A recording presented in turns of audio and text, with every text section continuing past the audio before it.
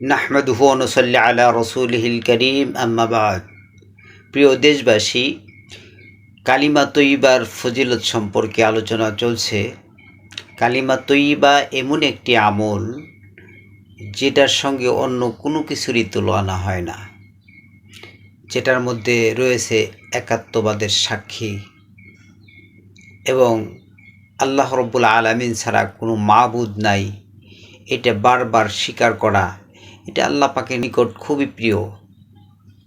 যে বেশি বেশি কালিমা তৈয়্যিবা পাঠ করবে তার সঙ্গে আল্লাহ পাকের সাথে একটা গভীর সম্পর্ক সৃষ্টি হবে। এই জন্য আমরা যে যত বেশি বেশি কালিমা তৈয়্যিবা পাঠ করব, আল্লাহ পাক আমাদেরকে তত আপন করে নেবেন,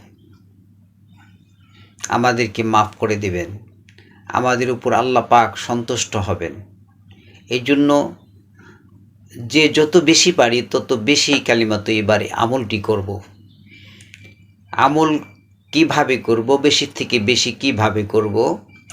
যে আমরা যদি একটু গাফেল না থাকি তাহলে আমাদের এই কালিমা তৈয়্যিবার আমল প্রতিদিন অনেক হতে পারে। আর যদি গাফেল থাকি তাহলে দেখা যাবে সারাদিনের মধ্যে একবারও হয়তো বা কালিমা তৈয়্যিবা আমাদের জবান দিয়ে বের হবে না।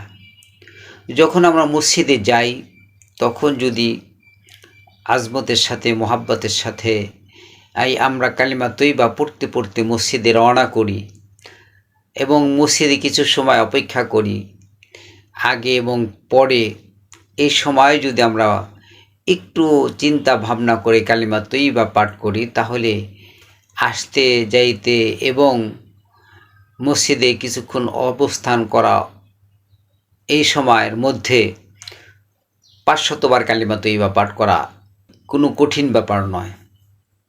তাহলে প্রত্যেক ওয়াক্তে যদি 500 বার হয়, 5 ওয়াক্তে 2500 বার হয়, তাহলে এক মাসেই হয় ৭৫,০০০ বার।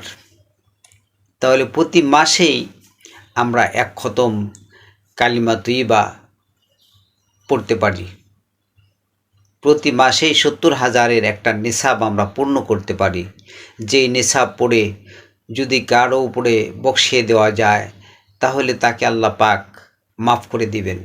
সে যদি জাহান্নামের আগুনেও গ্রেপ্তার থাকে, কবর আযাবের মধ্যে লিপ্ত থাকে, আল্লাহ রাব্বুল আলামিন সঙ্গে সঙ্গে মাফ করে দিবেন। আল্লাহ পাক আমাদের সবাইকে এই আমলগুলি করার তৌফিক দান করুন। আমিন।